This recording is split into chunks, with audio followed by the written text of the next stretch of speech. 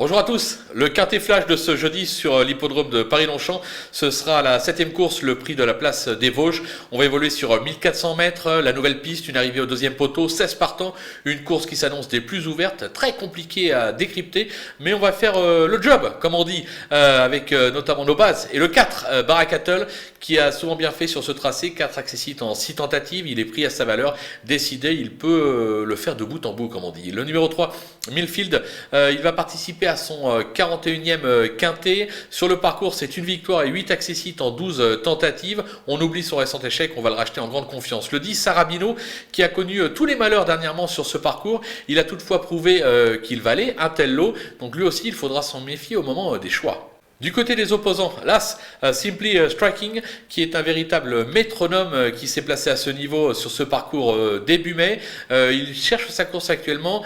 Attention toutefois, son entourage n'a pas caché que si le terrain est trop souple, il le déclarait non partant de dernière minute. Donc s'il court, on fonce. S'il ne court pas, bah voilà, on le retient pour une prochaine fois quand le terrain sera meilleur. Le numéro 2, Oxalis, qui vient de faire grosse impression en s'imposant sur cette piste pour sa rentrée. Il passe ici un véritable test dans cette catégorie, mais on peut faire confiance à son entraîneur et on va le garder assez haut. Le numéro 11, Shielding, qui s'est déjà posé à ce niveau, mais reste assez insaisissable. Son entourage, toutefois, l'annonce au top, et les pluies annoncées devraient logiquement l'avantager. Je l'avais mis plus bas, je l'ai remonté, il faudra s'en méfier là aussi au moment des choix.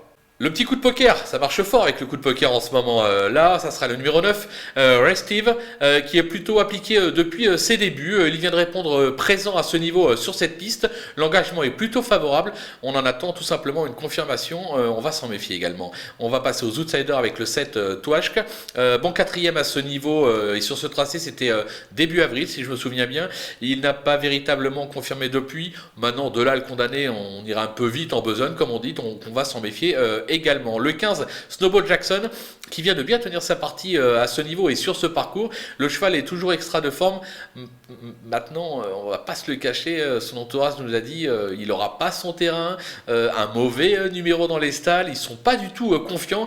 Moi, je le garde quand même pas si loin que ça, parce que sur ce qu'il vient de faire, il a le droit de participer une nouvelle fois à l'arrivée. Le numéro 5, Fat Philly Man, qui reste sur un succès à ce niveau, c'était sur la PSF cantilienne, ça lui vaut 3 kilos de pénalité. Il a été supplémenté, il a repris de la fraîcheur, donc logiquement on devrait se dire que c'est plutôt pas mal, mais là encore l'entourage n'est pas très confiant, mais moi je le glisse quand même dans les outsiders. Le 14, Wasashop, qui reste sur 2 succès en province mais sur plus court, il passe également un test à ce niveau, mais les escudères sont en grande forme actuellement, on l'a vu dans les derniers quintés, donc il ne faudra pas également le barrer trop rapidement. Si vous avez la place, vous le glissez bien évidemment. Le 16, Twilling Baby, c'est un transfuge d'outre-Rhin qui a surtout brillé dans des petits lots en province.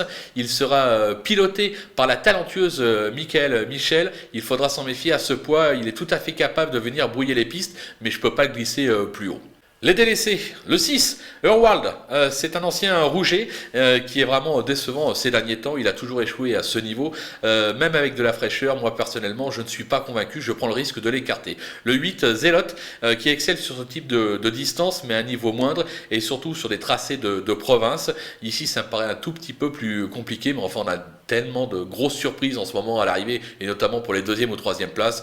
Donc là, moi j'ai fait le choix de ne pas le garder. Le numéro 12, Indico, c'est un ancien Pantal qui semble surtout à son affaire sur le sable. Il rentre après 3 mois d'absence. Je pense qu'il va demander à souffler dans la phase finale, raison pour laquelle je l'écarte, tout comme le numéro 13, Chopval, qui a montré quelques moyens. À 3 ans, c'était surtout en province. C'est un peu moins brillant cette année, même si sa dernière sortie est loin d'être mauvaise. Toutefois, je pense que le lot est trop compliqué pour lui, raison pour laquelle je l'élimine également tout en prenant des risques. Voilà, on a fait le tour de ce quintet plus. On va se quitter avec ma sélection et surtout mes conseils de jeu. À vous de jouer.